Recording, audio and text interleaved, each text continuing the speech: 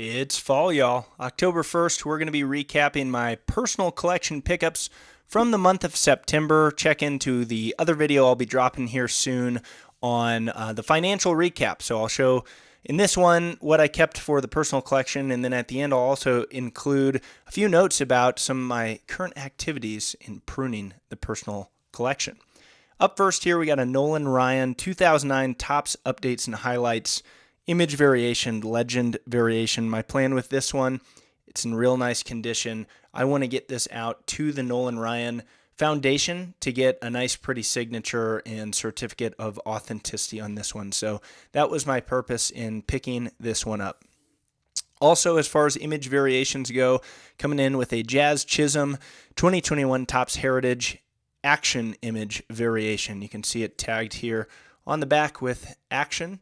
And I like tricking out this set. I have the complete set. I'm working on getting as many cards autographed as I can, but I like to trick out the set and add action image variations, especially when they're like $2.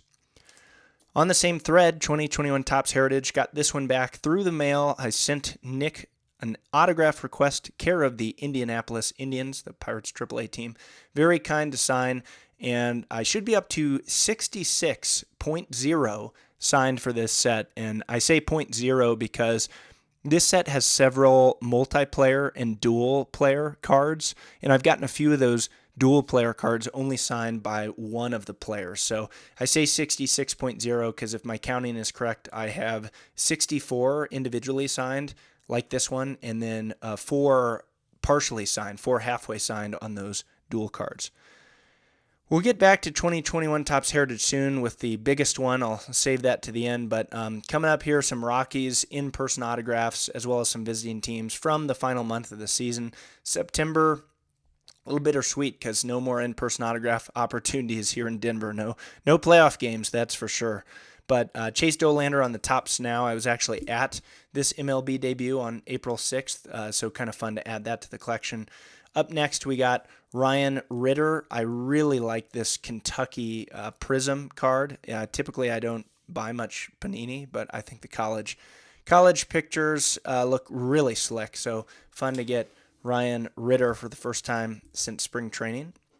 Speaking of first times, we got Warming Bernabel for the first time on the Isotopes team set. That's a AAA minor league set. And the Topps Pro debut from 2024. He had a pretty good stint coming up as a rookie this year. Also from 2024, this from the flagship Topps set, but got Edward Cabrera and Ryan O'Hearn. One thing I've started doing this year is buying complete sets. You can get these, $40, $50, $60 per set, which is awesome. And then you have all of these cards available should the opportunity arise to getting them signed. So real fun getting these two guys in the month of September. Got Vinny Castilla for the first time. Really like the look at this 96 Fleer. It's got kind of a fun, neat texture to it. Just the base stock for this year. First time getting Castilla. He's a special advisor for the Rockies. The lesson here is being prepared.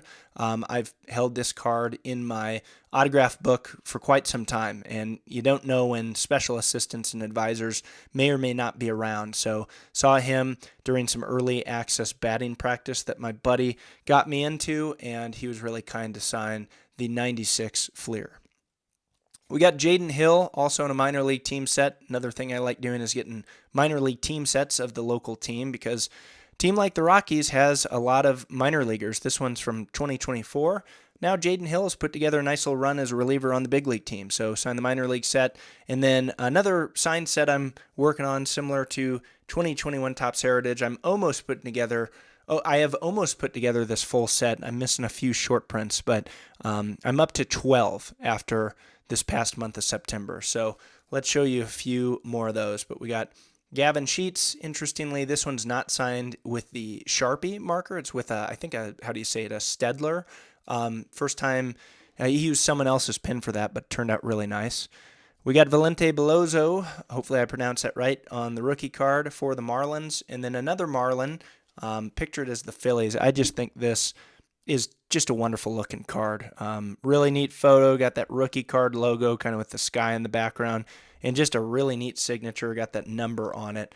I think it looks really clean. So add +4 to the 2025 Topps Heritage set. Here's one from 2024 Chrome Update, Alec Jacob, reliever for the Padres. This one is a good lesson of prepping your cards. So this card stock requires a little bit of preparation to hold the ink. So I did that properly. Signature turned out really good. Up next, Kyle Karros on the Yard Goats AA card. He also made his way to the big leagues and did a pretty solid job. He's a really slick fielder. I think he has a neat signature. I now have him on his single A Spokane Indians card, now his AA card. I don't imagine he'll get a AAA card if he starts in the big league roster next year, but we might just have to work on kind of a Kyle Karros career run now that I have the first two out of the way. All right, some fun ones here. Hide those off screen. Those are the big ones, but we got two more for the Brenton Doyle Heritage Rainbow. I am working on this one. This is the Chrome Refractor. This is the paper red border. Doyle's the man, big fan, and I'm making real steady progress on that run from 2025 Topps Heritage. Now, speaking of another guy with some sweet refractors, see if I can fit them all on here on the screen, but got Ezequiel Tovar to sign 4 of these for me. Super good dude, awesome young player, and this is so cool. We got the numbered to 25 orange refractor.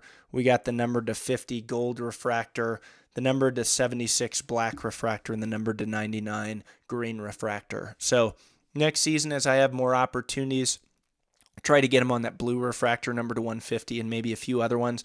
I don't think I'll make it as far with Tovar on the run compared to Doyle. Doyle's just a little bit more accessible, a little bit better of a signer. I mean, they're both great guys. I'm not complaining here, but few more opportunities with Doyle than Tovar. So very happy to knock out 4 of the big ones. I'll never have the superfractor for this set because Tovar has that. I know that for a fact. So the superfractor's out of grabs or out of my grasp. I'll have to keep an eye out, see if the red refractor number to 5 ever pops up. Haven't seen it just yet. All right, the last one, big boy here, Manny Machado on the 2021 Topps Heritage set card.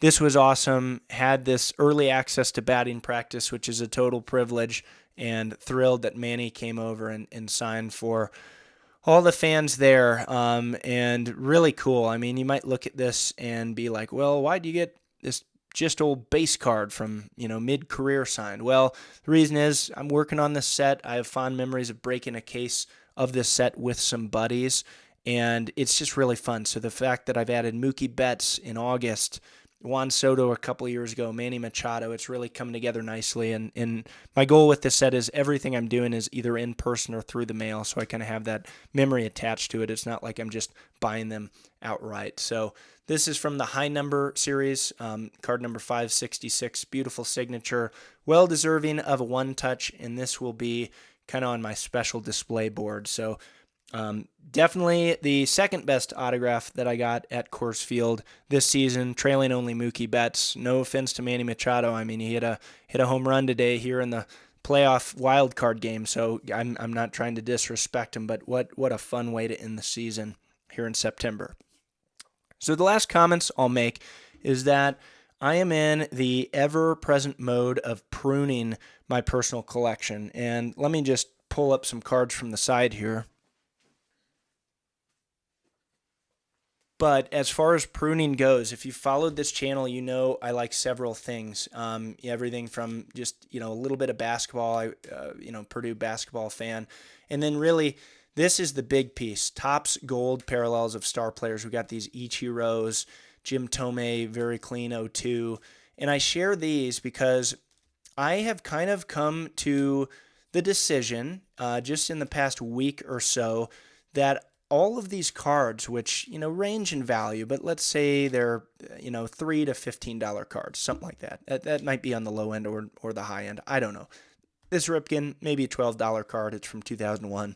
These Riveras, be lucky to get maybe $5-6 on eBay, and then after fees, take home a bit. But anyways, not to get lost in the sauce on the numbers, I really like these. I've had a lot of fun building out this Topps Gold collection.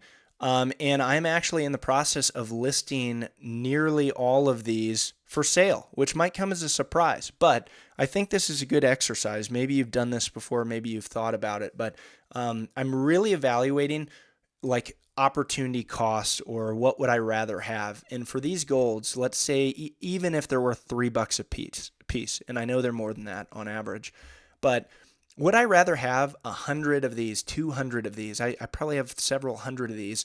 Or would I rather have one or two pretty big, significant type cards? And lately, I've been in the camp that it's great to collect this quantity, and I have no regrets at all to putting these together. They're still worth something. They're fairly liquid. I can, list these and hold out. I don't have to get rid of them right away. This bonds, hopefully, I don't know, $35, $40.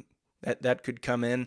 But would I rather have all of these or, one super nice graded vintage card or one or two Topps Gold rookies, or some, personal collection Adam Wainwright cards that I've been on the hunt for a very long time, just haven't justified paying for.